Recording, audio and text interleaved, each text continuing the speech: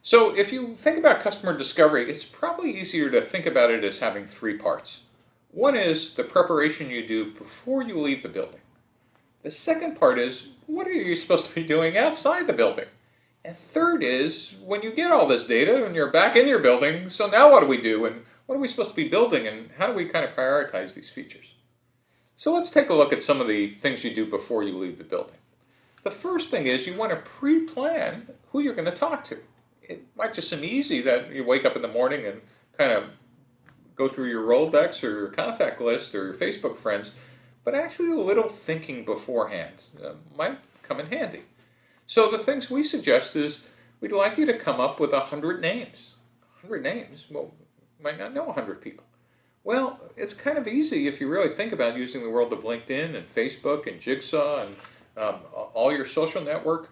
If you're in a business-to-business sale, you actually want to find people in companies that are close to the ones you initially want to sell to. And if you're doing a web or mobile app for consumers, you want to find, again, people kind of in the customer segment, your initial thoughts are the ones you're going to go after.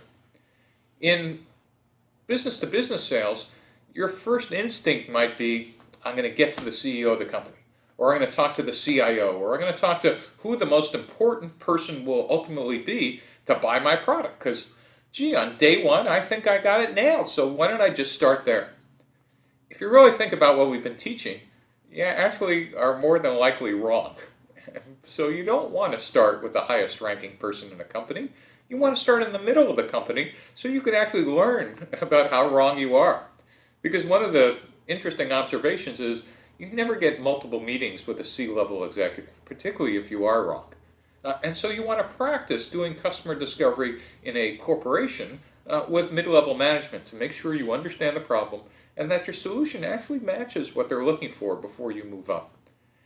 The second part is if you're doing consumer sales, it might be intuitively obvious to you is, oh, let's test our app on the web and let's just send out surveys. How easy can that be? It turns out customer discovery doesn't work for SurveyMonkey or email.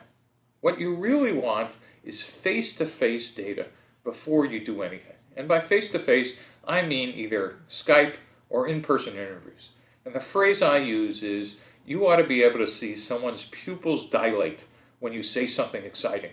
You ought to see their breathing increase. Because if you can't see that, watch their body language or hear their intonation, you really don't know whether you've said something interesting or insulting or better or worse.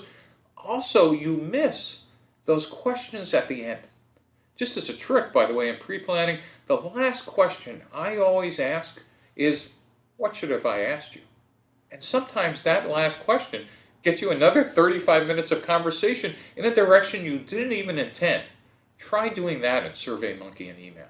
It doesn't mean that you can't use surveys later on to correlate your in-person findings with thousands or tens of thousands of people, but first you need to get the richest data experience you can. So in pre-planning, you need to actually think through your contacts, understand whether you're going to B2B or B2C, and start setting up interviews.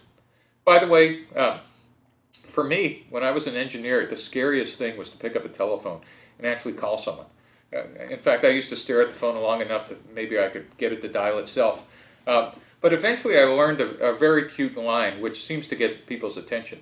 I would call someone up, I would wait till after 5 p.m., calling into a corporation, making sure their secretary or admin was gone, and just say, hi, my name is Steve, I got your name from, and I would make it up, who said you were the smartest person in this industry, and they said you really had valuable advice to offer. I'm not trying to sell you something.